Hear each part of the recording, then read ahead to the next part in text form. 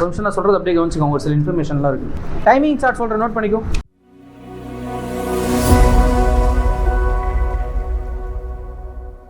சரி, இது Tamil exam question paper ஃபுல்லாக தமிழ்லேயே கேட்டிருப்பாங்க. இங்கிலீஷ் எக்ஸாம் கொஸ்டின் பேப்பர் இங்கிலீஷ்லேயே கேட்டிருப்பாங்க. இது நார்மல்.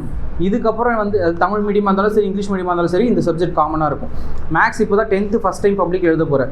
மேக்ஸ் சப்ஜெக்ட் என்ன இதில் டைப் பண்ணி கொடுப்பாங்க, இங்கிலீஷ்லேயும் இருக்கும். அந்த மாதிரி மிக்ஸ் ஆகிருக்கும், கன்ஃபியூஸ் ஆகி எழுதிடக்கூடாது.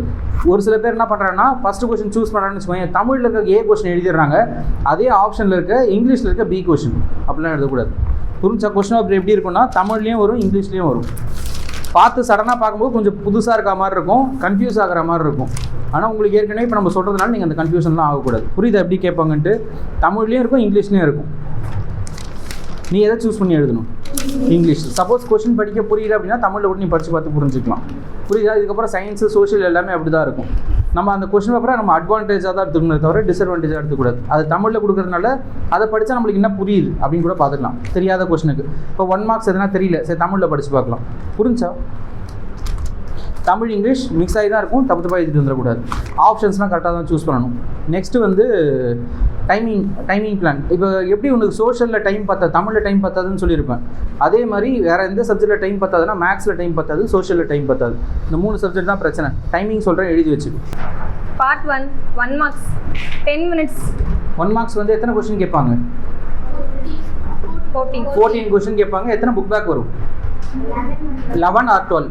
மீதி 2 கொஸ்டின் 3 கொஸ்டின் கண்டிப்பாக புக் இன்சைடாக தான் இருக்கும். எது புக் பேக்கு எது புக் இன்சைட் ஃபஸ்ட்டு பிரித்து பார்க்கணும். அதுக்கப்புறம் தெரியாத கொஸ்டினை நல்லா படித்து பார்த்து தெரியாத 1 மார்க்ஸ் என்ன பண்ணணும்?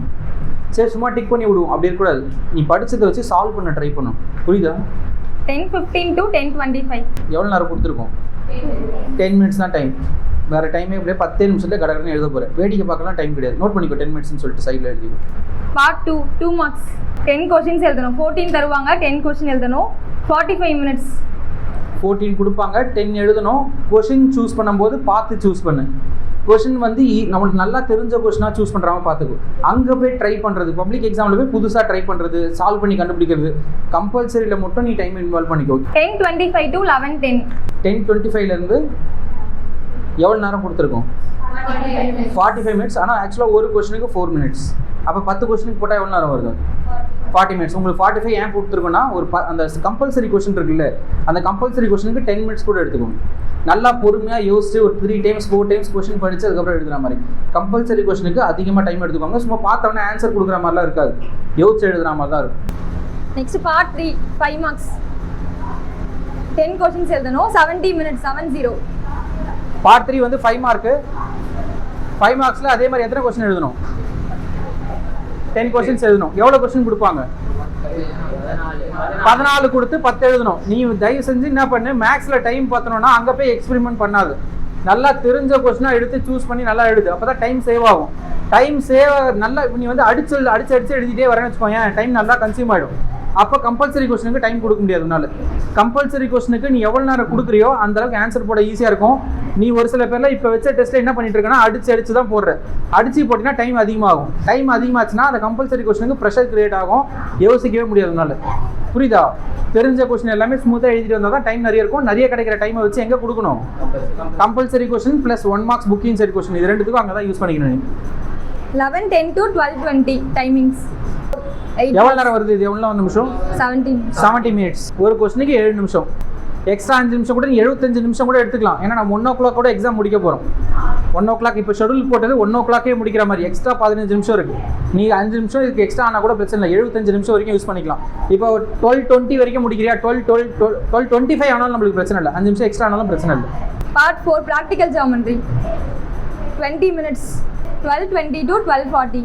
Next graph 20 minutes. 12:40 to 1 o'clock. ஜியோமெட்ரிக்கு 20 minutes, கிராஃப்க்கு 20 minutes. ஜியோமெட்ரிக்கு 20 நிமிஷம், கிராஃப்க்கு 20 நிமிஷம் போதுமான்னு கேட்டிங்கன்னா, நீ அடித்து எழுதாமல் அழைச்சி எழுதாமல் பண்ணினா சூப்பராக 20 நிமிஷத்தில் முடிச்சுட்டு வரலாம். நீ கொஸ்டினை படிக்காமல் ரப்பர் வச்சு அழைச்சி போட்டு இதுக்கெல்லாம் பண்ணினா தான் டைம் அதிகமாக எடுக்கும். 20 minutesல முடிச்சிடணும். இப்போ நாங்கள் சொன்ன ஆர்டரில் நீ பர்ஃபெக்டாக எக்ஸாம் முடிச்சனா டைம் நிறையவே இருக்கும். எக்ஸ்ட்ரா எவ்வளோ நேரம் இருக்கும் கிட்ட 15 மினிட்ஸ் இருக்குது. அந்த 15 மினிட்ஸை நம்ம கம்பல்சரி கொஸ்டின் ஒரு வாட்டி கரெக்டாக தான் எழுதியிருக்குமா, 1 மார்க்ஸை நம்ம சால்வ் பண்ணதெல்லாம் கரெக்டாக, புக் பேக் எது இதெல்லாம் வந்திருக்கு, புக் பேக்கில் எழுது, புக் பேக் நீ வந்து இவ்வளோ கஷ்டப்பட்டு சொல்கிறேன்னா கம்பல்சரி கரெக்டாக எழுதுறா, 1 மார்க்ஸ்லாம் புக்கிங் சைட் அதெல்லாம் கூட கரெக்டாக எழுதிட்டு புக் பேக்கில் தப்பு பண்ணிட்டு வந்துடுவேன். இதெல்லாம் கூட ஒரு சில டைமில் நடக்கும். சென்டம் எடுக்க வேண்டிய பையன் எல்லாமே புக்கிங் சைடை கரெக்டாக எழுதிடுவான், கம்பல்சரி கொஸ்டின்லாம் கரெக்டாக எழுதிடுவான். எதை போய் மிஸ்டேக் பண்ணுவான்னா புக் பேக்கில் கேட்ட 1 மார்க்ஸ் தப்பு பண்ணிட்டு வருவோம். அது பார்க்க புக்கிங் சைட் நினச்சிட்டேன் நான், அது பார்க்க புக்கிங் சைட் மாதிரி இருந்துச்சு. நீ தரவாக இருந்தால் தான் உனக்கு அது புக் பேக்காக புக்கிங் சைடாக தெரியும். அதனால தான் 1 மார்க்ஸ் நல்லா கான்சன்ட்ரேட் பண்ண சொல்கிறேன். நல்லா உட்காந்து ஹார்ட் ஒர்க் பண்ணு, இன்னைக்கு டேவை யூஸ் பண்ணிக்கோ, நாளைக்கு மார்னிங் ரிவிஷன் பண்ணு. எனக்கு தெரிஞ்சு சூப்பராக இருக்கும் எக்ஸாம், பர்ஃபெக்டாக எழுதிட்டு வரலாம். புரியுதா? சப்போஸ் வந்து நாளைக்கு எதனா டஃப்பாக வந்துருச்சு, கொஸ்டின் பேப்பர் டஃப்பாக வந்துச்சுன்னா எல்லாருக்குமே டஃப்பு தான். ஓகே, உனக்கு டஃப்னா எல்லாருக்குமே டஃப்பு. அந்த டைமில் பேப்பரில் ஏமா சூப்பராக எழுதணும், அவனுக்கு மார்க் நல்லா வரும். புரியுதா? எத்தனை கொஸ்டின் அட்டன் பண்ண சொல்கிறாங்களோ அத்தனை கொஸ்டின் கம்பல்சரி அட்டன் பண்ணணும். தப்பாக கேட்குற டைமில் கொஸ்டின் எதுனா தப்பாக கேட்க வாய்ப்பு இருக்குது. நீ அந்த கொஸ்டின் தப்பாக கேட்டதை கரெக்டாக கொஸ்டின் நம்பர் போட்டு எழுதி வச்சு வந்தீங்கனாலும் உனக்கு மார்க் இருக்க வாய்ப்பு இருக்குது. புரியுதா? எல்லா கொஸ்டின் அட்டன் பண்ணிட்டு வரணும், எந்த கொஸ்டின் விடக்கூடாது. கம்பல்சரி கொஸ்டின் அட்டனே பண்ண மாட்டேன்லாம் இருக்காது, அட்டன் பண்ணு. வேறு எதனா டவுட்டு?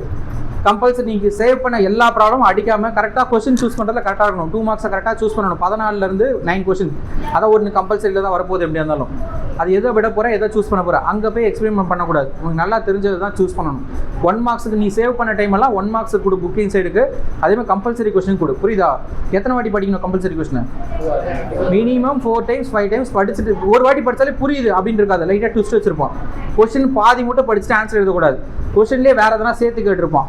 கொஸ்டினை ஃபுல்லாக ரீட் பண்ணிட்டு தான் நீ ஆன்சர் எழுதணும். புரியுதா? யூனிட்லாம் போடாமல் வரக்கூடாது, யூனிட்லாம் போட்டு வரணும்.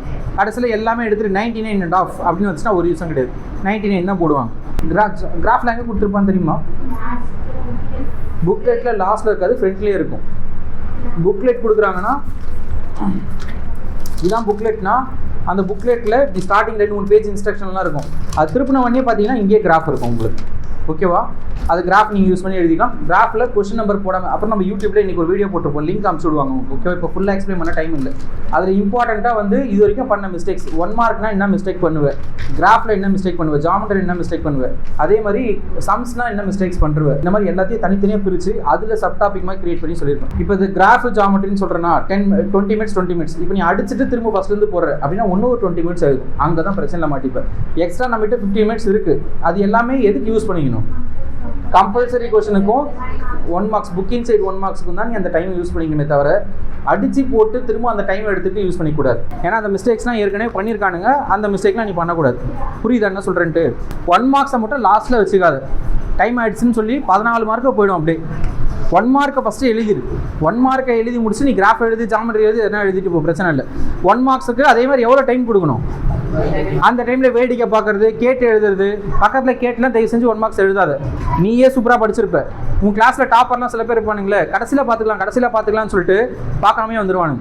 டைம் மேனேஜ்மெண்ட் பண்ண தெரியணும். வாட்ச் முடிஞ்சால் எடுத்துகிட்டு போ, பிரின்சிபல் கிட்ட ரிக்வஸ்ட் பண்ணாச்சும் பண்ணி எடுத்துகிட்டு போ. ஏன்னா டைம் மேனேஜ்மெண்ட் உனக்கு தமிழில் பத்தாது, தமிழில் காப்பாற்றியாச்சு. சோஷியலில் பத்தாது, அதை நான் உனக்கு அப்புறம் சொல்கிறேன். நான் தமிழ், சோஷியல், மேக்ஸ் இது 3மே கிரிட்டிக்கல். மேக்ஸில் டைம் கண்டிப்பாக பத்தும். நீ அடித்து போடாமல் இருந்தால் டைம் சூப்பராகவே பத்தும். அடித்து போட்டினா மாட்டிப்பேன். புரியுதா? கம்பல்சரி கொஸ்டினுக்கு நீ சேவ் பண்ண டைமில் கம்பல்சரி கொஸ்டினுக்கும் புக்கிங் சைடு 1 மார்க்கும் கொடுக்கணும். புரியுதா? சரி, ஆல் தி பெஸ்ட். நல்லா எழுதிட்டு ஓகேவா? எய்ம் ஃபுல்லாக சென்டமாக வச்சுக்கோ.